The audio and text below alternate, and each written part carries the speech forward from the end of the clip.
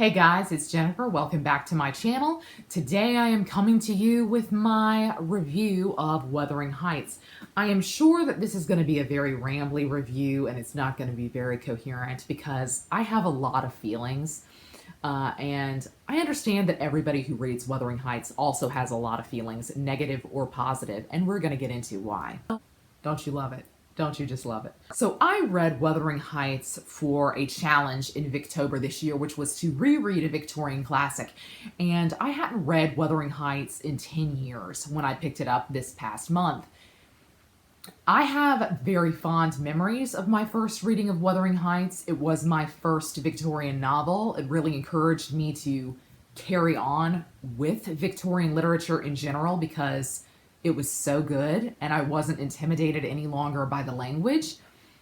Looking back, I find it kind of strange that I was able to enjoy it as a 17-year-old because having no prior knowledge of Victorian literature, of how they structure their writing, I think this would have been a very confusing place to begin. But nonetheless, I loved it. Writing the paper on it in senior year of high school was not a chore because I just loved this so much. So going into this reread, I was very wary of it because Wuthering Heights is an incredibly divisive book. You rarely see somebody say, I liked it, but I didn't love it. I didn't care for it, but I don't hate it, and I don't hate anybody who does love it. People fall down extremely hard on one side or the other. Luckily for me, I fall down on the love it side, so this is going to be a little bit of a gush review, I'm sure, but I would like to link to down below several reviews that have come out recently that were negative that I found incredibly fascinating. So I'm going to link to Claudia from Spencer's Library's kind of reading blog experience of her reread of Wuthering Heights during Victober, Brian from Bookish's, and Charlie from Charles Heathcote. They have all done kind of negative Wuthering Heights reviews recently, and I think it's interesting to watch those in conjunction with somebody who really loves it, because as I watched their reviews, what occurred to me was that it's not that difficult to hate Wuthering Heights. It's not very hard to despise nearly everyone who is on the page in Wuthering Heights, including the narrators who you want to view as impartial, but you know are not. And so the mystery to me is why those of us who seem to love it and love it a very great deal, why did we wind up having the reaction we did? Because in many ways, Wuthering Heights seems as though it's a novel that's set up for you to dislike it. But those of us who love it did not have that reaction at all. And so maybe the mystery is not why so many people hate it or why it is so divisive. Maybe it's why those of us who love it as much as we do. Wuthering Heights was first published in 1847, and it had some insane reactions from the reviewers, and so I would like to read a couple of pieces and snippets from different reviews that came out around the time of the original publication. This is from the North British Review. Here all the faults of Jane Eyre are magnified 1,000-fold, and the only consolation which we have in reflecting upon it is that it will never generally be read. This is from Douglas Jerrold's weekly newspaper. Wuthering Heights is a strange sort of book, baffling all regular criticism, yet it is impossible to begin and not finish it, and quite as impossible to lay it aside afterwards and say nothing about it. The reader is shocked, disgusted. And Charlotte Bronte herself put in the second edition of Wuthering Heights, this was her introduction to Wuthering Heights, this is a line from it: whether it is right or advisable to create beings like Heathcliff, I do not know. I scarcely think it is. And then here is kind of a longer portion of a review that I think skews a little bit more positive, and there are some mild spoilers in here. There will be mild spoilers throughout this video, so if that's something that bothers you, read the book and then come back to me. The book sadly wants relief. A few glimpses of sunshine would have increased the reality of the picture and given strength rather than weakness to the whole. There is not, in the entire dramatis persona, a single character which is not utterly hateful or thoroughly contemptible. If you do not detest the person, you despise him. And if you do not despise him, you detest him with your whole heart.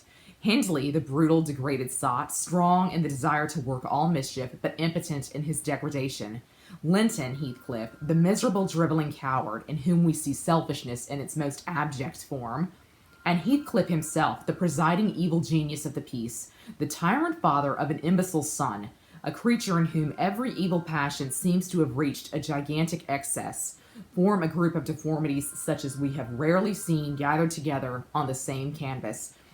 The author seems to have designed to throw some redeeming touches into the character of the brutal Heathcliff by portraying him as one faithful to the idol of his boyhood, loving to the very last, long, long after death had divided them, the unhappy girl who had cheered and brightened up the early days of his wretched life. Here is the touch of nature which makes the whole world kin, but it fails of the intended effect. There is a selfishness, a ferocity in the love of Heathcliff which scarcely suffer it, in spite of its rugged constancy, to relieve the darker parts of his nature. Even the female characters excite something of loathing and much of contempt. Beautiful and lovable in their childhood, they all, to use a vulgar expression, turn out badly. Catherine the elder, wayward, impatient, impulsive, sacrifices herself and her lover to the pitiful ambition of becoming the wife of a gentleman of station. Hence her own misery, her early death, and something of the brutal wickedness of Heathcliff's character and conduct, though we cannot persuade ourselves that even a happy love would have tamed down the natural ferocity of the tiger. Catherine the younger is more sinned against than sinning, and in spite of her grave moral defects, we have some hope of her at the last. So maybe not quite as positive skewing as I thought, but these were reviews that were published in the year or so after Wuthering Heights hit shelves. It was extremely divisive even at the time. People were scandalized. As you can see, one of the reviews said, basically, our only comfort is the fact that the book will never be generally read. And sadly enough, Emily Bronte really only had this perspective thrown at her in her own lifetime. There were several positive reviews that came out a couple of years later that unfortunately she never saw because she died, I believe, in 1849 or late 1848. And so she never saw the really positive reaction to the book that I think she hoped for. But I think if we take into account Emily Bronte's initial intentions with the novel and with the characters, I think we are left with something that is very different to what modern perception of the novel is, which is as a romance, I believe. As you can see, my copy came out in the time of Twilight. Love never dies. And in the back of the book, there are these extras that are almost like teen Vogue quizzes. Quiz, are you destined for tumultuous love like Catherine and Heathcliff? Ingredients for a gothic romance. What if Catherine and Heathcliff lived now and were on Facebook? And all of these things at the back of the book portray Cathy and Heathcliff's relationship as a love story. And so maybe before I even discuss that, I assume you know what Wuthering Heights is about. If you don't, Wuthering Heights is told from two different narrators' perspectives, Mr. Lockwood and Nellie Dean. And Mr. Lockwood is essentially us, the reader, getting their view into this very tumultuous, as the quiz says, relationship between Cathy and Heathcliff. And so Nellie tells this story to Mr. Lockwood, essentially from the time of their childhood. So Catherine Earnshaw, her brother Hindley, they live in a very, very remote part of northern England, up on the moors, where the weather is extremely violent all the time. They are incredibly isolated. The nearest town is quite far away, and the only other manor house that is near to them, where they live at Wuthering Heights, is a place called Thrushcross Grange. One day, their father returns from a trip to Liverpool, not with the gifts that they really asked for since they were children, but he returns with this orphan child whose only name is Heathcliff. He's not given a surname. He's not given a first name, if you want to take Heathcliff as a surname. And so this really kicks off. There's a lot of jealousy between Hindley and Heathcliff, as Hindley feels as though he's being ousted as the true son of the household. Catherine and Heathcliff fall in love almost immediately, even as children, in that kind of really intense way that friendship fosters when we're younger. Isabella Linton and her brother Edgar live at Thrushcross Grange, and they kind of form a bond with Heathcliff and Cathy, where Isabella has very deep feelings for Heathcliff and Edgar has very deep feelings for Cathy, which leads to what I think is perhaps the impetus of this novel, the point where everything starts to take off, which is where Cathy agrees to marry Edgar rather than thinking about marrying Heathcliff. In fact, she says, she has a conversation with Nellie Dean where she says, marrying Heathcliff would degrade me. Heathcliff overhears this. This sets off this whole chain of events that comes to be discussed as the revenge story of this novel. So we're left with two very different ways of discussing this novel, which is that we can discuss it as a revenge story or we can discuss it as a romance. I don't think either interpretation is 100% true. I think that they need to be discussed and that they need to be combined, because Wuthering Heights, I'm sorry, I know I love it, and I know it gets a bad rap when people discuss it as one, but I believe that Wuthering Heights is in fact a romance, and I think it is also a revenge story. And that is what makes the book special for me. Not only is the prose beautiful, not only is the atmosphere incredible, not only are the characters incredibly well fleshed out, whether you like them or not. Wuthering Heights is a novel that wants to teeter that line between violence and love, passion and recklessness, and it does it very, very beautifully, which is why I think those of us who love it come down so hard on that side, because we are so enthralled by the atmosphere, by the characters, by just the general vibe of the book. And everything that we love is incredibly off-putting to a different subset of readers, which I understand. There are incredibly valid reasons to despise this book and to hate it and to question its place in the canon. But for me, this is the eminent Victorian novel.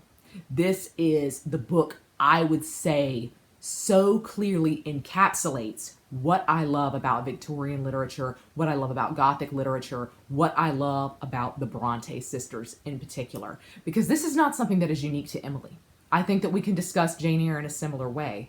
I think that probably when I read The Tenant of Wildfell Hall, I will have similar feelings about Anne and her works. I think of it as one of the first novels to really focus on truly unlikable characters. I think it is one of the first novels to really feature that true villain origin story in the character of Heathcliff and in the character of Cathy.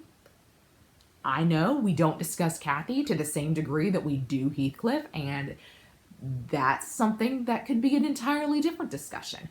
But I believe this novel is also one of the first to do unreliable narrator so incredibly well, because you don't trust Nellie, not fully. And I think that's another point of genius for Wuthering Heights, because you're never quite sure who to believe. Lockwood, at the end of this novel, despite being told all of this by Nellie Dean, and despite being aware of who Heathcliff is as a person, who Cathy was as a person, from Nellie's perspective, still comes to the conclusion that what happened between them was a love story.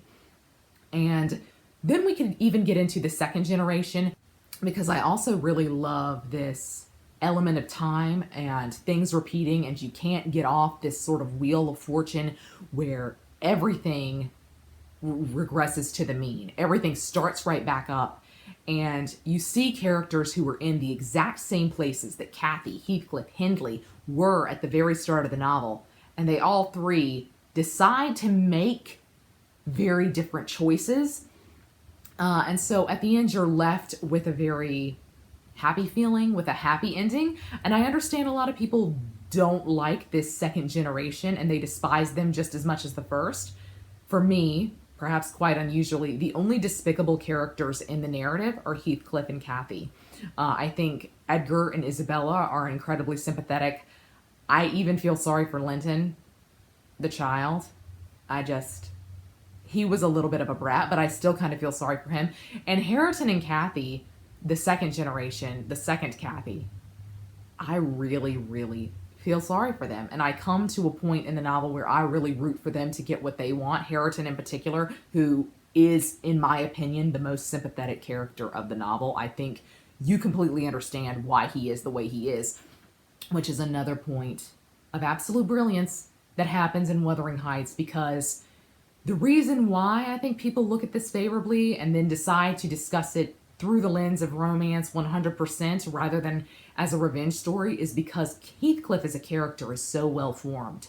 And you completely understand his background. You understand the abuses and the miseries that he has gone through. And so you feel sorry for him, and sorry enough for him that you're willing to forgive him almost anything. I thought I would read you a couple of passages that I think really define Wuthering Heights as this truly incredible piece of work and piece of Victorian fiction. And this is from the conversation between Kathy and Nellie, where she says, "I can't marry Heathcliff. That would degrade me now." And Heathcliff, of course, overhears this. Nellie is, of course, aware that Heathcliff can hear this, but doesn't say anything, which is another element of slyness to Nellie's character, which makes you think you really can't trust her as the narrator of the story. A lot is contained in this scene that is just absolutely brilliant and kind of mind-blowing for those who must have been reading it at the time of its publication. "If I were in heaven, Nellie, I should be extremely miserable. Because you were not fit to go there," I answered, "all sinners would be miserable in heaven. But it is not for that. I dreamt once that I was there. I was only going to say that heaven did not seem to be my home, and I broke my heart with weeping to come back to earth. And the angels were so angry that they flung me out into the middle of the heath on top of Wuthering Heights, where I woke sobbing for joy. That will do to explain my secret as well as the other. I've no more business to marry Edgar Linton than I have to be in heaven. And if the wicked man in there had not brought Heathcliff so low, I shouldn't have thought of it. It would degrade me to marry Heathcliff now, so he shall never know how I love him. And that, not because he's handsome, Nellie, but because he's more myself than I am. Whatever our souls are made of, his and mine are the same, and Linton's is as different as a moonbeam from lightning or frost from fire." And then literally the next page, we have this truly incendiary passage where she discusses her feelings for Heathcliff, where I think this shows that the relationship passes out of the realm of romantic love and moves into obsession and narcissism. And it certainly is that for Kathy, because Kathy is a character who wants to have her cake and eat it too, and she firmly believes that even though she is going to marry Edgar Linton, that both Edgar and Heathcliff will understand that decision and will allow her to have Heathcliff on the side. And I think that's perhaps the most character summing up moment of the novel. It really does tell you exactly who Kathy is. "This is for the sake of one who comprehends in his person my feelings to Edgar and myself. I cannot express it, but surely you and everybody have a notion that there is or should be an existence of yours beyond you. What were the use of my creation if I were entirely contained here? My great miseries in this world have been Heathcliff's miseries, and I watched and felt each from the beginning. My great thought in living is himself.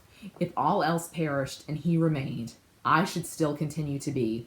And if all else remained and he were annihilated, the universe would turn to a mighty stranger. I should not seem a part of it.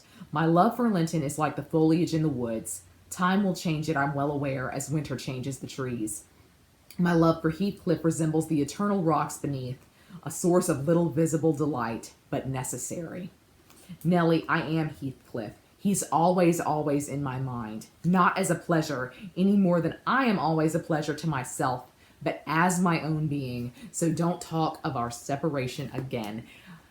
I think that passage sums up this book, and I think it sums up the relationship between Kathy and Heathcliff absolutely beautifully, because Heathcliff and Kathy's relationship goes beyond the Romeo and Juliet side of things, which is why I do think that people want to discuss it in the form of revenge, because this is entirely a revenge narrative from Heathcliff's point of view, but it's also a love narrative from his point of view. I think that you have to view Heathcliff's revenge through that lens of love story, because why else is he doing this? And I believe the instigator of Heathcliff's entire revenge storyline is based around Kathy, and is based around the fact that he loves her and he firmly believes she doesn't belong with anyone else.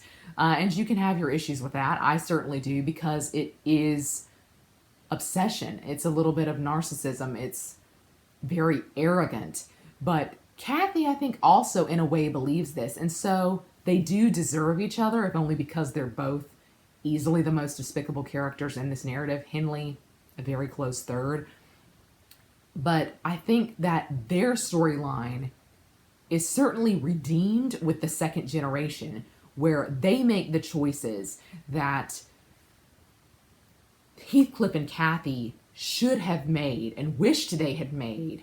And so you're left with a sweet taste in your mouth rather than something bitter. I've seen arguments against that the book in no way deserves that happy ending, and the happy ending does not at all fit with the tone of the novel as a whole. I disagree with that. I think that's the point of Wuthering Heights. I think the point of Wuthering Heights is to get to that end point. I think that the wheel can be broken. You don't necessarily have to repeat the past. I think that's the point of Wuthering Heights, and I think that's what's alluring about it. Certainly the book is haunting. Certainly it's disturbing. Certainly it's violent. But there is so much to love in it that I think goes far beyond any of that. It goes beyond Heathcliff and Kathy. It goes beyond Isabella or Edgar or the children who inherit this story. It goes beyond the unreliable narration of Nellie and Mr. Lockwood. I think this book can be summed up in its final paragraph, and so I'm going to leave the review here. I'm sorry for its terrible rambliness, but you will have to tell me below your feelings on Wuthering Heights. I definitely want to hear dissenting opinions to mine. I will end with the final paragraph of Wuthering Heights. I lingered round them under that benign sky, watched the moths fluttering among the heath and harebells, listened to the soft wind breathing through the grass, and wondered how anyone could ever imagine unquiet slumbers for the sleepers in that quiet earth. That's going to be all for me today. I hope you're all having a great week. Happy reading. Goodbye.